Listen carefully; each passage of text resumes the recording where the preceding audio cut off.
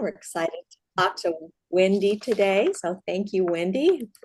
Looking forward to hearing about you and your son and your book. So our mission, Helping Parents Heal, is a nonprofit organization dedicated to assisting parents whose children have passed. Through support and resources offered, we aspire to help individuals become shining light parents, meaning a shift from a state of emotional heaviness to one of hopefulness and greater peace of mind. HPH goes a step beyond other groups by allowing the open discussion of spiritual experiences and afterlife evidence in a non-dogmatic way. HPH affiliate groups welcome everyone, regardless of religious or non-religious background, and encourage open dialogue. Attendance at this meeting is voluntary. We hope that parents will learn from and share with each other. Discussions here are confidential and not designed to replace traditional therapy or spiritual counseling. Helping Parents Heal offers a wide variety of speakers, allowing parents to learn about many possible ways to heal. This includes presenters covering progressive topics such as afterlife evidence and connecting with children who have passed. The views expressed by our guest speakers may or may not reflect the opinions of Helping Parents Heal leaders and members. So we ask that you take from their presentations whatever may benefit you personally. Thank you, Lynn. Everyone. Thank you, Carol. Okay. When Wendy Jordan Saffel lost her 20-year-old son, Hugh, she discovered that grief is a well without a bottom. But even as she felt herself sinking into despair, she was offered an unexpected lifeline, one that changed her perception of the world forever. A rational thinker, Wendy focused on the facts, the tangible and the measurable. That is, until she began experiencing profound spiritual connections with her son shortly after his passing. These initial moments of contact propelled her on a years-long journey to understand what happens when we die, what compromises the afterlife, and how a relationship with our lost loved ones can persist in ways that are real, true, beautiful, and sacred.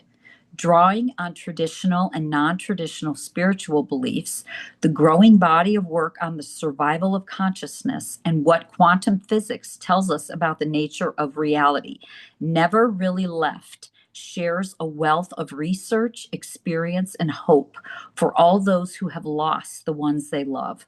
For Wendy, walking the path through grief and toward understanding led her to tremendous healing and a new paradigm of living where joy can coexist with grief.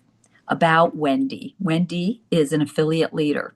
She says, I am passionate about helping parents after the loss of a child because I lost a child too.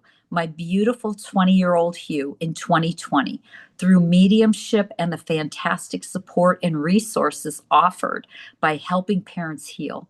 I've come to a place where I know and experience that Hugh is still right here, right now, and that our relationship continues. This has brought me tremendous comfort and peace. I am now able to feel happiness and enjoy life, with Hugh forever a part of it. I look forward to supporting you on your journey. Her meetings are on the fourth Wednesday of every month, with some in-person get-togethers as well. So she looks like you have some Zoom meetings as well, Wendy. We sure do. Well, welcome, welcome. I'm so excited to have you here. Your book is just so beautiful. I just loved it. Why don't you tell us a little bit about yourself, your family, your beautiful Hugh? Well, thank you for the wonderful introduction, and thank you to everybody for being here and sharing your time today. I really appreciate it. As mentioned, I've been an affiliate group leader, a co-leader of the Seattle group. That's been 3 years that I've been co-leading that, and it has been such an honor. And this is such a beautiful organization. I'm so glad that everybody here has found Helping Parents Heal, and I know it's going to help you a lot.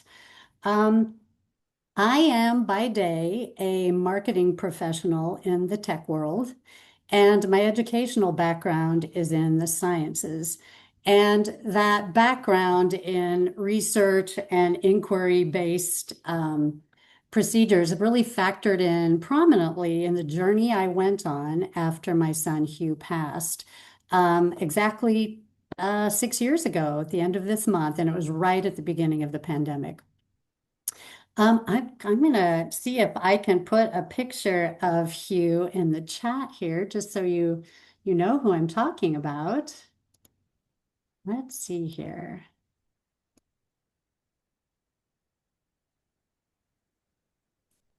Okay, I think it's posting. I don't know if you can see that in the chat. That's Yes, my boy Hugh. Um, beautiful. he was such a firecracker, man. He was always the energy in the room, no matter what. He was spontaneous and fun-loving and a good athlete, and he was just a great friend to so many people. And he passed at the age of 20 from fentanyl poisoning and an accidental drug overdose. He was introduced to street Percocets at a fraternity party, quickly became addicted. And, these days, most street drugs are laced with fentanyl, and it got him just 10 months after he was introduced to them. In the book, I take people on the journey I went on that proved to me with great evidence that Hugh and all of our children are still right here, right now, and that the relationship continues. And I'm really excited to talk about the book. Well, in your title, Never Really Left, you definitely suggest that our kids are present and they continue on. Tell us a little bit about your understanding of this. As you had read a little bit about that, Carol, shortly after Hugh passed, I began having some spiritual experiences with him. And I had come from, I would say, a fairly traditional viewpoint of there being a heaven somewhere um, up there where I would see my loved ones someday when I pass. But when I began having these experiences with Hugh right here, right now, it really challenged what I thought I knew about life and death.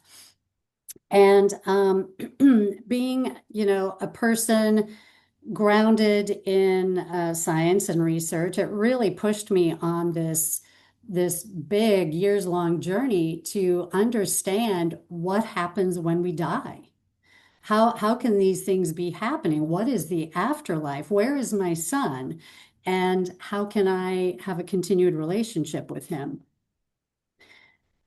So I dug into the research of the survival of consciousness, what quantum physics tells us about the greater reality, the well-documented near-death experiences that give us this amazing glimpse into what the transition and the afterlife is like, and about the signs that people report seeing from their loved ones.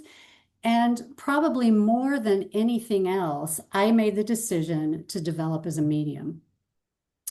And that profoundly showed me that everything our children are still, except for their bodies, and that they never went anywhere but here. It just proved to me that this is real. And that has brought me tremendous healing. And I hope that the book, as people go on the journey with me, that it will bring them healing as well, knowing that our kids are right here, right now. Oh, I'm sure it will. And isn't it amazing? Isn't it amazing? Because we all have the ability to, those mediumship abilities. It takes some work but when we can actually feel like our kids, when we're having those conversations with them, I've been able to do that with Tyler for years, and it just helps so much. Just like we have this little 24-hour little guardian angel with us, talking to us, helping us, and they're just I always encourage people, do the work because you can do it. You can find a way to talk to them and hear them and continue that relationship. So are there certain spiritual practices that you yourself follow? There sure are, and I outline quite a few of them in the book. One of my favorites that I learned in my spiritual development was a meditation where I ask Hugh what sign he's going to send me to show me that he is still right here and so present in my life. And meditation in general is a powerful tool in spiritual development. And the more I meditate and understand my mind, the more I can discern when something is dropping in that isn't my thinking. And I know it's Hugh. It is always softer, gentler, slower than my hamster wheel thinking. And I know that when, I'm in that meditative state and those things drop in, I know that it's him.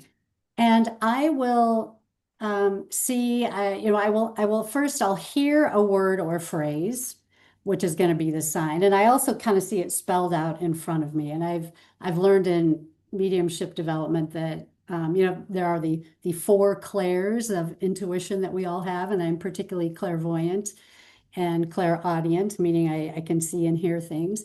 And so I'll get these things that drop in. I know it's Hugh. I know it's the sign he's going to deliver to me.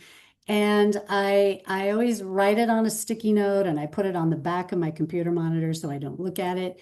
And every one of those has come to fruition in some beautiful way that delights me and brings me so much comfort. And, Carol, as you had said, our kids can see us, they hear us, they know everything that's going on in our lives, they know our thoughts.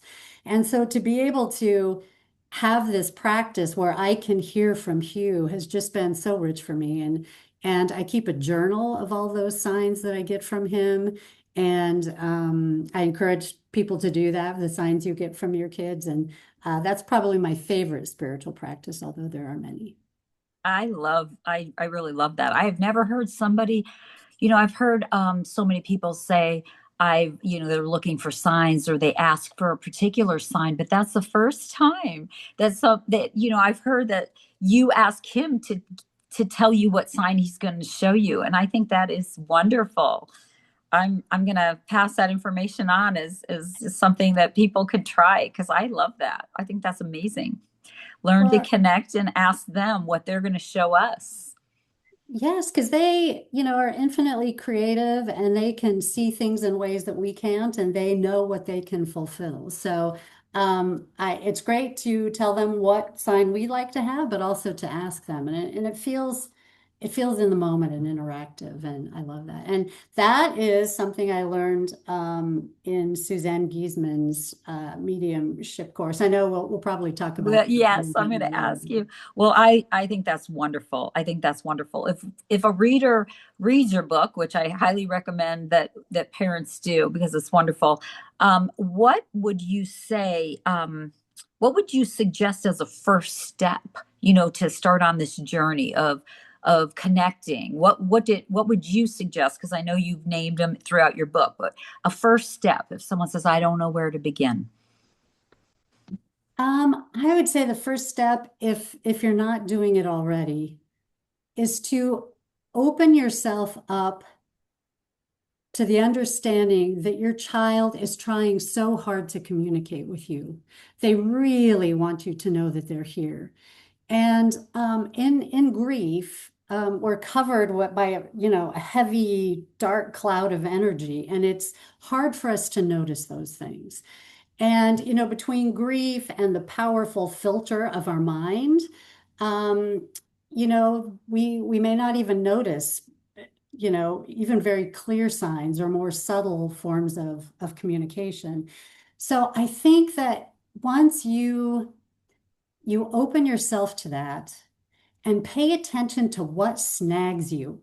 If there's something that's just like, wow, that's a really big coincidence, or something that's unusual, like, the behavior of a bird or insects around you, or that, oh, wow, my child's favorite song just came on the radio, anything that snags your attention, to learn to trust that that's them trying to communicate. And the more that you recognize those signs, thank them for that, um, the more it'll happen because they know that you're noticing and that line of communication is open. So that is the simplest, most beautiful way to start off in this, is just to open yourself up and to watch for that. Um, Well, Oh, go ahead, Carol. No, I was going to say the word trust. That's my word. That's what I hear Tyler tell me still constantly. Mom, trust. When I hear him and, you doubt, it's like just trust.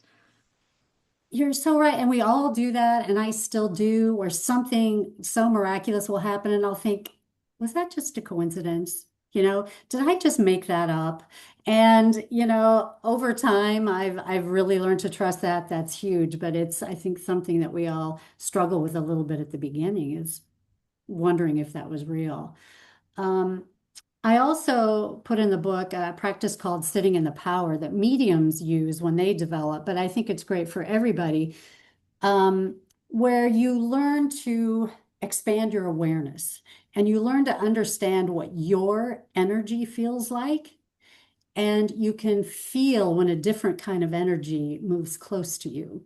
And it's similar to the other meditation where once you know your mind, you can tell what's not your mind coming in. It's your loved ones. Same with understanding your energy, and you can understand when the energy of loved ones comes in as well.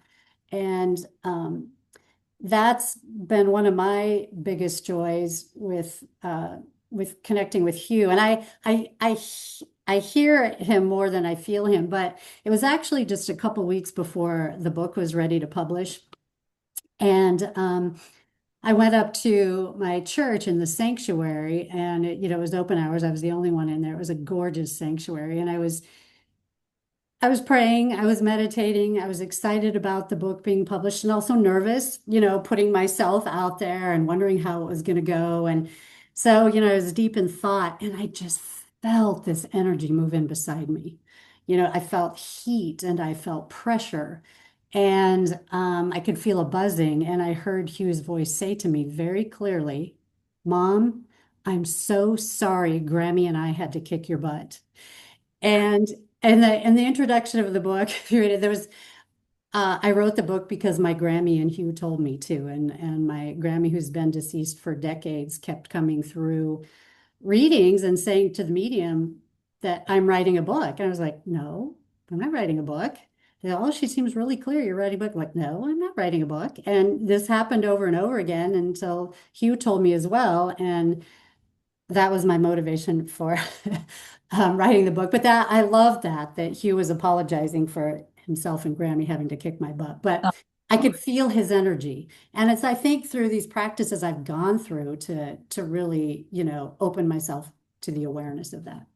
Yes, it is. And I, like you, I don't tend to feel my son as much as I hear him, but I hear him all the time. So I'm not even obsessed like I was in the beginning with the signs because I don't need them because I'm talking to him, constantly.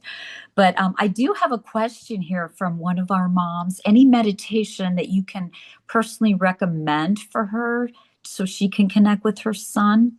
Do you have any particular meditations that you would recommend? Um, I think, well, meditation in general, if that's new, um, I think I started off years ago, even before Hugh passed, with something called Headspace, which was, it's an online app that just helped me really understand how to observe the mind. And I think that general meditation is a good place to start understanding your mind, to acknowledge your thoughts and let them go, and to learn those things in particular. Um, but I think that, in the book I cover too, every spiritual practice and connecting with your child begins with intention. Intention, intention, intention. If you sit down to spend some time with your child, to meditate, it's sometimes even recommended that you set a time and tell your child, I want to communicate with you tomorrow at 3 o'clock. And when you sit down to do that, to just place the intention to communicate with your child, because where your thoughts go, your energy flows. And if you're preparing for this and you're thinking you want to connect with your child, your energy is going to move to that place. And, all the mediums say too, when you're trying to connect with your child, to raise your energy as much as you can is really helpful because our children who are freed from these dense bodies, their energy is vibrating at a higher frequency than ours is, especially if we're in grief. And you need to, they can lower their energy a little bit, but you need to raise yours quite a bit. And the way to do that is through, an attitude of gratitude. If you can think about the things that you are grateful for, if you can, set a bouquet of flowers by your desk, if you can focus on the things that you enjoy, or if you go outside for a walk, those things raise your energy and will make it easier to connect with your children. 100%, because I know, early on when we're in that deep despair, I would go sit in my son's bedroom and just, you're so desperate, you're crying. Well, your vibration is not very high. So I would tell, I'll tell parents, just still the mind. Or like you said, I love your, do things to make yourself feel good, even if it's for a moment, even if it's going for a walk. Because as you find that you, even if it's just momentarily, if you just went for a walk and you feel a little better, it's a perfect time just to go sit in meditation because your vibration is a little higher. And then it always comes, I believe that our kids are working so hard.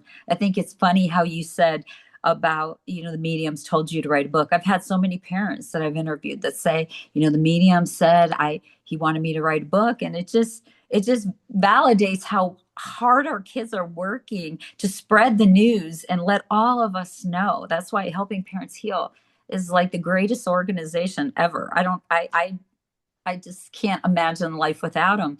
And I feel like they are working so hard through HPH and through all of us parents, through you and through all of these parents. They want us to know that they are good, they're great, and we can communicate. So I think that all these beautiful books that are being written, especially like yours, which I just love. We have a few more questions for you. Okay. My daughter Willa made me promise that I would write her story, and she sends me messages. So I'm on a similar journey as Wendy. She's curious if you found a publisher or if you self-published. I love that question, especially because my publisher is on this call, uh, who is also a Helping Parents Heal mom. The publishing process was fascinating. I always assumed I would self-publish because I was pretty sure that a big traditional publisher like Penguin Random House would probably not pick up my book as a first-time author. Um, and I actually, sent queries out to some, but then I discovered that there's something in between traditional and self-publishing, and it's called hybrid publishing. And that's the route I went. And I'll introduce here my dear friend and publisher Ingrid Emmerich, who's on the call. Ingrid and I have known each other for years, and have been friends because my son Hugh and her son Finn were great friends in high school. So I've known Ingrid ever since freshman football. And tragically, Ingrid's daughter Zoe passed. And so we have been on this same journey as well. And I had started writing the book, and kind of early on, I sent it to Ingrid to say, "Does this have legs?" I know there's a lot of books out there by parents whose children have passed, and I was feeling like do I have anything original to say? And Ingrid encouraged me that it has legs, and encouraged me that there's room for many stories in this, and it wasn't a foregone conclusion that Ingrid's company, she's the president and co-founder of Girl Friday Productions here in Seattle. It's an incredible publisher. And after I did hear from a traditional publisher that they loved the book and they would have signed me right then if I had 78,000 followers on Instagram, which I don't. And so it became a really great option. And so in hybrid publishing, it's a little bit different. The author pays for some of these services up front, but then gets a higher percentage of royalties. A traditional publisher, they pay for everything and the author gets very little. This has never been about making money for me ever, and it won't be. But I appreciated the expertise that a publisher brought to it. I've never done this before, right? From marketing to cover design to all of that sort of thing. So uh, I'm Well, I'm a fan of that route. well, thank you for that.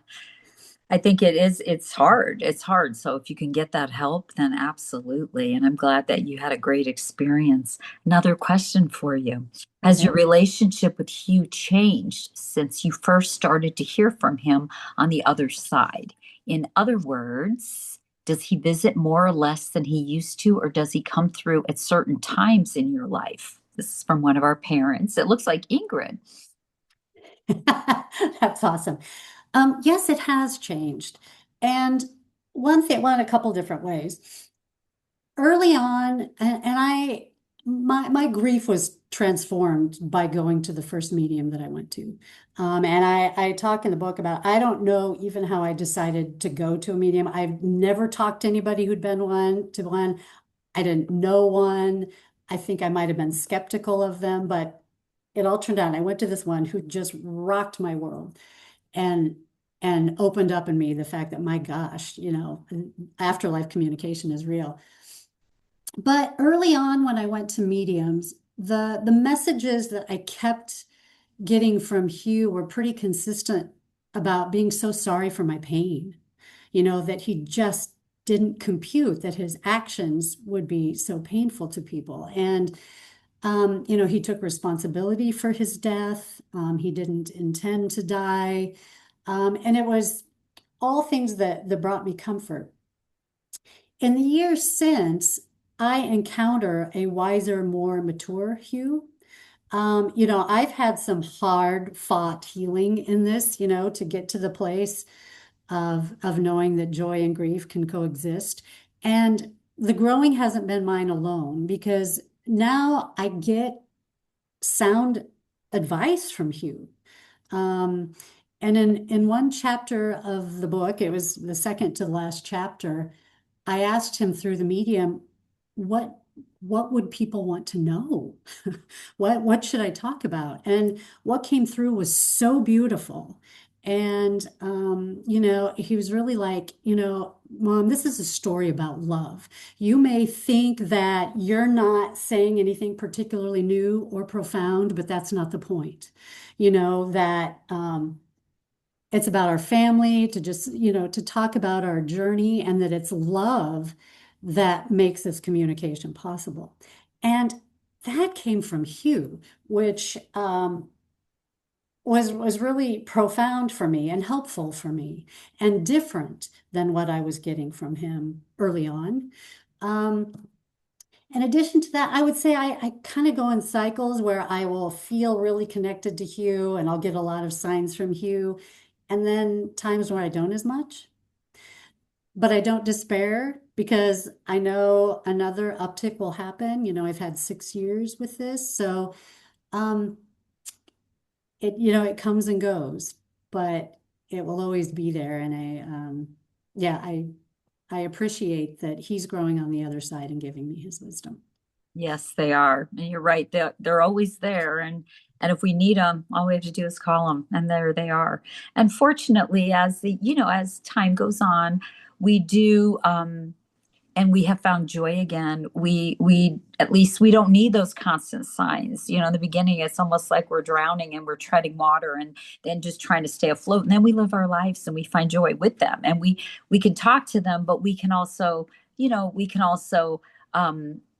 find joy in just everyday living, and that's a beautiful thing. So that's where we want to be. We want to continue with them, but not feel that obsession where it's just like you're living and breathing for signs. And I used to say that I used to think about him every second, like 24 hours a day, all day long. And I thought it was almost like an obsession. And now I always say, I think about him like I think about my other son. I think about my other son through the day, and I think about him through the day. And I talk to my other son, and then I talk to Tyler. It's just in a different relationship. So, another question. Look at you, are wonderful. You're getting all these questions. I'm 6 months into this journey. Does Hugh seem happy? That's a beautiful question. I know that Hugh is happy. Um, he hasn't told me he's happy specifically, but I know that near-death experience stories are so profoundly helpful, and there's a lot of those on Helping Parents Heal's YouTube channel. And I include some that were particularly impactful to me in the book. But when you hear from people that have gone through this transition or on the other side and talk about their experience, it is filled with love and light and peace and freedom from pain and freedom from worry. And they are happy and healthy and home, as Elizabeth loves to say. So there is no question that our children are happy and at peace. And, it's we who struggle. But I don't worry about Hugh for a second. I agree. I agree. And that was one of the things, I think early on we think, oh, our kids got ripped off. And I used to say that to Tyler when I first started to hear him. And he clearly said, he's doing everything that he would have been doing here and he would want to come back. He gave me a sign clearly early on when I said, let me know if give me a sign if you're happy where you're at and you don't want to come back. And then the song came on that we'd played like right then. And so I know that they're all so happy. I mean, life is hard and they don't have to struggle. They've graduated. They've graduated and learned their lessons or come here to teach us our lessons. And so they're great. They are great. You talk about there's a chapter shift in your book. It's called Shift. Can you talk a little bit about that? Yes, that was a part of my journey when I discovered the Shift Network. That the chapter actually has a couple meanings. Um, the Shift Network is a global online learning community that offers courses and summits and workshops in all sorts of things around personal growth, spiritual development, holistic health, social change. And it's all programming to kind of lead towards personal transformation that helps the global community. And I had been at that point super, super bummed because I had signed up for a retreat with the very famous medium Laura Lynn Jackson in New York. And I was so excited for that. And just 3 weeks before I was supposed to go, it was canceled because this was during the pandemic. And it's right when there was that Delta uptick of the Delta variant of COVID and everything shut down again. And I was so crushed because that was the first action I was taking to do something in my spiritual development and in my study. But in my disappointment, the universe did what I now understand it does, and it fed me an ad for the Shift Network's online summit.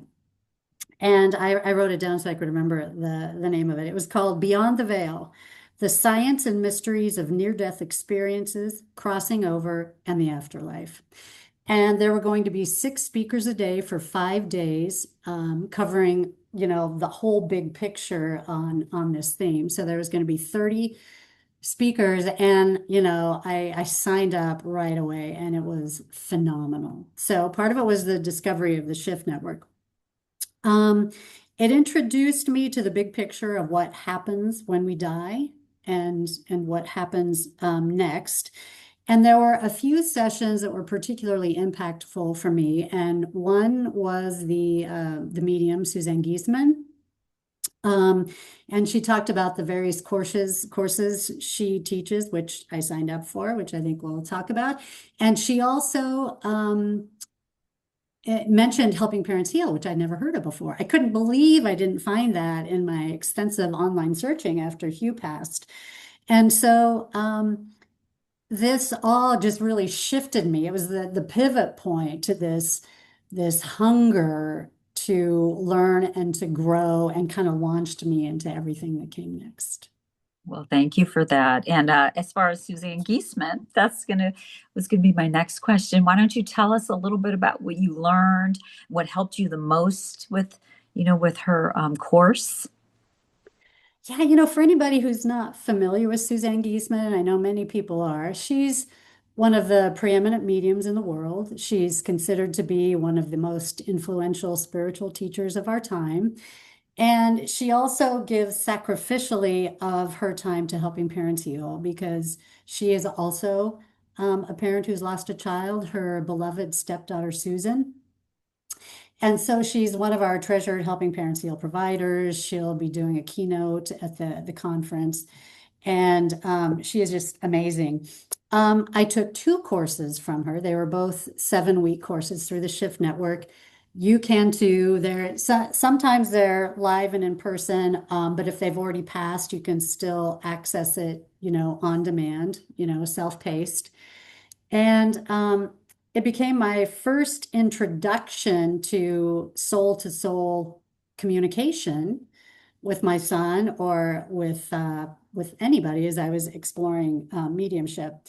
Um, Another cool thing about Suzanne is she's the most unlikely medium you can imagine. She is a career naval officer who is very regimented, disciplined, structured, factual. And when her stepdaughter passed, it opened up in her these mediumistic abilities, and she is so gifted. And I think I also looked at her background and looked at myself, who I'm nowhere near what she is, but I also am highly structured and disciplined and fact-based. And I thought, man, if she can do it, I can too. So that was really helpful. And she is just such a grounded teacher. And she helped me understand the big picture of how the universe, spirit, energy works. I felt like it was kind of learning about that thing so much larger than myself. She helped me understand that our minds are a powerful filter, so distracted and so consumed with the stories of ourselves that it makes it hard to see the signs and communicate with our children. And hence, she brought in all these practices to help us through that, the meditations and things like automatic writing. She gave us a lot of those exercises. And, she taught me that, as our loved ones cross over and they're freed from these dense, busy, distracting bodies and human minds, that everything that we ever were is still here and now with kind of universal awareness. So it was my really introduction to the universe, to spirit, and to practices that I could do in exercises. But also, in all of her courses, I think she has 5 on the Shift Network, and it's about, mediumship development. And if you take a live class, there's also practice. You practice with people.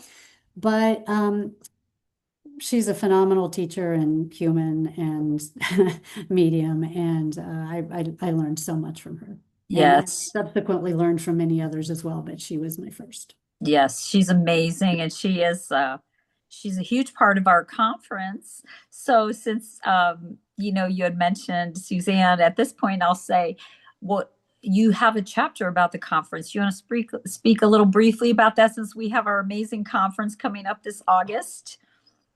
Oh, I would love to talk about the conference. I have a chapter titled The Unexpected Joy of 1,100 Grieving Parents in One Room. And it's about my experience at the conference. It's the first one I've gone to. It's every other year. And it is so profoundly healing, also fun. And I volunteered to help at the check-in desk where, people check in and get their lanyard and that sort of thing. And I saw what all the parents looked like walking in the first day. And I saw what they looked like walking out on the last day. And there was utter transformation for so many. They cover all the topics that, were so powerful to me. There's a lot of science-based stuff. And I know that really resonates with some people who just like, prove to me that this is real. Gary Schwartz, I presume Dr. Schwartz will be back at the conference again this year. Is that right? Oh, he's amazing in the research that he's done and all of the scientific publications that he's published. There are incredible near-death experience stories, and last time there's, Dr. Mary Neal, who is an orthopedic surgeon, a spine surgeon, who had essentially died in a kayaking accident in a South American river. She was underwater for 30 minutes she got trapped without oxygen. And, one of the things that I loved from her, there were a couple of things where she talked about how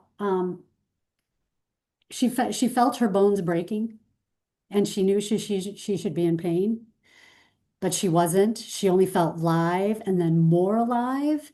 And she talked about that transition, and she said, no matter what you imagine your child's last moments to be like, they probably did not experience it that way at all. And that was helpful to me. And she talked about Einstein, his theory that, you can't study the dark. You can't even study the dark. It's nothing. You can only study light. And that, that she talked about when she had crossed over, all of the things in her life as she saw the illumination of understanding and love shown on all those experiences. It made complete sense. When she'd kind of been in the dark about why am I experiencing these hard, terrible, tragic things? But in crossing over, it was illuminated for her. And, those near-death stories are so profoundly healing. And there are some of the best mediums in the world doing readings for this group of 1,100 people in one room that are just phenomenal. And there's smaller breakout rooms too, where the mediums are there as well. There's a sound healing lounge. There's all sorts of breakout sessions. And I came away so filled. It was still emotional, and I was sad and I was missing Hugh. But another parent pointed out to me that the benefit of being there is that there's no elephant in the room, right? In other parts of our lives, we may not feel like we can talk about our children. There, every heart understands. And it just lifts everybody up. And our only job there is to be our child's parent. We don't have to be an employee or an employer or whatever it is there. We are just there to be our child's parent. And it is, I just can't recommend it enough. It's very, very transformational. It is. Isn't it incredible when you said just the transformation with parents? I mean, that's what the kids do. That's what they want.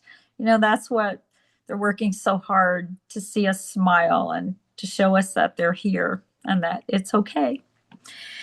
You had mentioned in your book that sometimes you feel as though you're wearing a badge of some kind that announces to the world that you are a mother who has lost a child. And I think we've all felt that at some point along our journey. What would you say to a parent who said that to you? Well, if I maybe most of us do feel that way. I had that sense right after Hugh passed that whenever anybody I knew saw me, did they think first and foremost, oh, there's that poor Wendy Saffel who lost her son? And I felt like it was that badge that was kind of announcing to the world this thing that I had been through. And, to some extent that might be true. We identify people by what we know is going on in their lives. But as the years have passed and, so much healing has happened and I'm now happy, healthy, and whole, I hope that the badge people see when they see me says resilience or purpose filled or happy and healthy. You know, as much as I worried right at the beginning that that's the only thing people saw in me, I now know that it's not. I have come through that and stronger, and I hope people see a different badge. Oh, absolutely. And I know that people that I've met over the years, I mean, we become when we could when we can show them that we're okay. I mean, the world. I think we become an inspiration. I mean, I've had parents say, "Oh my gosh," and I explain to them why I'm okay. I don't. I just don't. We still talk about our kids, and they just because those of us who have not experienced this, they can't imagine. So then they see somebody and they see us, they see you, they see all of these shining like parents, and they become an inspiration to them. And that's one of the, that's the silver lining, is just showing the world what we're here for. And it's really to help serve others. I mean, and it's about love. So that's one of the things that I've learned, or I'm always grateful for on this journey. Let's see here. You've had some amazing signs. Do you want to tell us a little bit about some of the amazing signs? Hugh's bank account, that one was pretty powerful, and the cherries. Yes. Let me see. I'll start with the cherries. So, right after Hugh passed, everybody here knows what that's like. And I know that I was probably not capable of seeing his signs. Some people do right away. I didn't. For me, it took getting a text out of the blue from a colleague of mine who I didn't even know very well.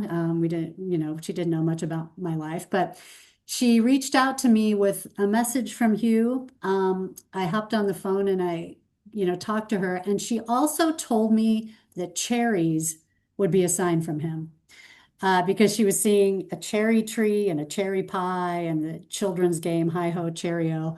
And at the time I thought, a sign of what? I had no inkling about signs, and how could cherries be a sign, and how is that going to manifest itself? But at around that time, my husband and our other kid started renting Airbnbs kind of around Western Washington to just get the heck out of the house. It was the beginning, of COVID. You couldn't go anywhere, you couldn't be with people, and Hugh passed in this house, and it sort of felt like it was suffocating us. So we would book these Airbnbs, and in every one of those, there was some really significant cherry thing. Um, the one, it was probably my second one, was the favorite, but we went up to Ferndale, Washington. It's on the water here in Washington. And we were, following the directions for how to get to the house. And, we turn a corner and there's this huge billboard that says, "Welcome to Cherry Point, home of the Cherry Point Aquatic Center." And we'd had a cherry thing at our first one, we'd had a cherry thing at every one. And that's when I started to realize that Hugh was, what I thought he was trying to say is that he is not tied to our house. He's not tied to Seattle. Wherever we go, there he is. And to this day, every time we travel, we get some really cool cherry thing, and it's just become our thing. I love that. Oh, And then the so bank account, that one was pretty profound. His bank account. yes, and I didn't recognize until later how profound that was. A lot of people say they get a sign right away from their loved one that they're okay, and I didn't, or I didn't think I did until I started to understand signs. And the significance of that is that the night Hugh died, we'd had a great day. We were at the table eating dinner, and I was sitting by him, and I saw him checking his bank account, which I thought was weird because he hadn't worked for months. Once we understood that he had an addiction, we placed him in a series of residential rehabilitation programs. So he hadn't worked, so he shouldn't have any money. And he went out for a walk after dinner, which made me a little suspicious. There were some things about that made me notice patterns of before when we knew he'd been using. So I was a little uncomfortable about that. He came back. We had a lovely evening, and he went to bed. And he'd gone out to buy pills, and he passed that night. And so in the morning, after everything that happened, and after the police and the ambulance and the hospital chaplain had left, and we were left in the silence of our cataclysmic loss, I decided to check Hugh's bank account. I don't know why, but I had access to that. And sure enough, there had been a deposit in his account the night before. He'd told me that a friend had owed him money. And so somebody had sent him money, and there was a withdrawal shortly thereafter where he probably went on his walk and bought some pills. But I noticed that the balance in his bank account was $7.77. And I know, now that in kind of traditional biblical terms, the number seven is always associated with God and spiritual perfection and the divine and spiritual guidance. And, it's often said that God 777 defeats the devil 666. And I never, paid attention to that so much. But in light later, when I was thinking about signs and I thought back about his bank account balance being $7.77, I thought that was a profoundly strong and clear sign that Hugh was okay because he was with God. 100%. I agree. This is a question I always ask, and there's not a right or wrong answer. It's just a question that I like to see how parents feel about it. Do you believe in a soul plan? Do you believe this was like in divine order? This was part of the plan? I do now. That was a new concept to me that we come into this human experience wanting to learn certain things and wanting to grow in certain directions. And that we apparently have agreements, soul agreements with the other people in our life to be catalysts to help each other change and grow in the directions we need to grow. And at first, that was kind of a bitter pill to me, where I thought, why would I sign up for this? Right? Why would I sign up for this tragedy? And but we have a soul's journey and we have a human journey, and our humanness is not able to understand the soul's plan and the soul's journey until we cross and we see that, and we're enlightened by that. So I now I'm more comfortable. I mean, there's no question that I've had dramatic spiritual development and growth and transformation.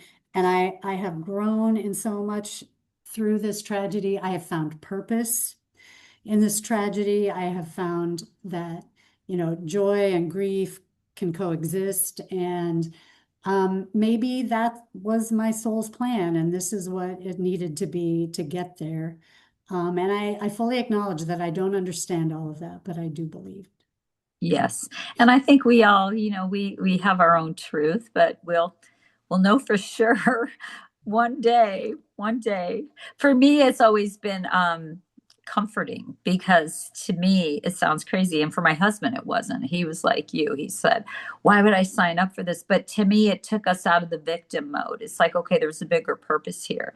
We are part of this to grow. And so, but it's perspective. We all, and there was, like I said, there's not a right or wrong. It's just, I'm always curious to, when people have been on this journey, what they feel or their, what they have found to be their truth. If you could ask Hugh anything, what would you ask him? I would so love to know what his experience is like on the other side. I mean, what is that like, you, and what are you doing? You know, I I get messages that from mediums have said that his purpose is paralleling mine as I work with parents, whose children have passed, that he is working with the children who have passed. And, don't we know that at all of our Helping Parents Heal meetings, all the kids are there, getting us there, getting together, high-fiving each other. I know Elizabeth likes to say that. And so I would, tell me, Hugh, what does the other side look like? What is your experience? We get glimpses of that through near-death experiences, but oh, I would love to know what he's doing. Yes. Well, it's funny you said Elizabeth always says the high fiving because that actually comes from a meeting at my house. Went for one of my affiliate meetings, and one of our new parents was there, and they go to church, very Christian, but he's was gifted right from the get-go. He heard his son, and when we all started laughing at the meeting afterwards, the new dad, said to Elizabeth, when we were all smiling, he saw all the kids all around us high-fiving each other. And it was so wonderful. And it just, it was so wonderful to hear that. So that was years ago. So yes, we know they are high-fiving each other for sure. What is I know that you had asked me here what you've learned since over the last 5 months since you've published your book. Yeah, I've done several book talks now, and people always want to come up and talk afterwards, and people reach out through my website. And it's been just really terrific to know what resonates with people. And I see I have just a couple minutes here, so I'll tell you that the one big takeaway, everybody wants to talk about the signs that they get from their loved ones. Even though I give my talk and I talk about all the science and I talk about what it's like to develop as a medium, people want to talk about the signs that they got from their loved ones. And and it's with such joy. There's, such joy. And then when they do that, there was one woman who told me that she's 87 years old. She told me about some spiritual experiences she's had with some loved ones, and she said she has never told anyone those stories at her age of 87 because she thought people would think she's crazy. And several other people would say to me that same thing, like, oh, it's such a relief to hear you talk about this. So I won't worry about, one woman used the word, so I don't think that I'm cuckoo for Cocoa Puffs, that I think what it's reaffirmed what I already knew, which is that these spiritual experiences with our loved ones are much more natural and common and normal than any of us talk about. And I had the great experience of our neighbor is from India, and he and his wife came over for dinner, not so long after Hugh had passed. And, he casually mentioned, so you're going on any trips? And I was getting ready for that Laura Lynn Jackson retreat, I thought, before it was canceled. And I said, well, yeah, I'm getting ready to go to New York. And he said, oh, what are you going to do in New York? And I said, oh, I'm going to go on a retreat. And, oh, what kind of retreat? And as I was talking to him about this mediumship thing I was going to, I felt myself get really small and kind of embarrassed to talk about it. He's like, oh, everybody in India believes all of that. We wouldn't even be having that conversation. But in our culture, we don't talk about that very much. And all these people wanting to talk to me about that, I realize how beautiful and natural it is, and that we don't need to be afraid to talk about it. That's right. We don't. And that's what makes, I think, this group so wonderful because I've surrounded myself with all the people in the group. They're my favorite people. I still have all my friends, from my past, but there's just something different because we talk about it and we will forever. And I think our kids want us to, and they want us to educate people and share the sides. We all are going to deal with loss, even if it's not our own, hopefully, I mean, child loss, in my opinion, is probably one of the worst, hardest things we can ever deal with. But if it's not child loss, there's loss, our parents, siblings. And so how wonderful it is to know that I mean, before Tyler passed, I thought that was it. It was final once you're gone, and how horrible that is to feel. It's like, oh my gosh, how do you survive that? So to educate people and let them know, no, they're not gone and they're here and they're happy and life is like that and we're all be together. And so I think that's beautiful. Thank you. You have been wonderful. You've just been wonderful. I highly recommend her book, Never Really Left. It's on Amazon, correct? Yes. It And is. so it has been amazing having you here. And I appreciate it. And if everybody wants to unmute so you can say thank you to Wendy and goodbye. Well, I'll just mention it, it is available on Amazon, but also if you like to support your local bookstores, almost any local bookstore can order it in, even if they don't have it Oh, that's in stock, wonderful. I love and that. Barnes and Noble and lots of different places. But Oh, that's terrific. Okay. thank you for the opportunity so much to Well, share my story.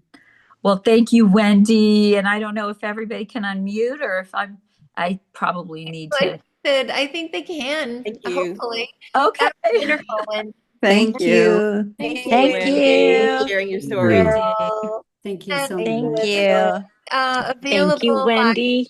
recording as well. And have a wonderful evening, Thank everyone. you, everyone. Good Thanks, Thank night. everybody. you. Bye. Good luck to Bye-bye. everybody. Oh, yes, I will have books at the conference. I see that was asked. Great job, ladies. Thank you. Amazing. And we'll look forward to Good seeing night. you soon, Wendy. And Hugh, thank you for showing up. Of course, Yeah. live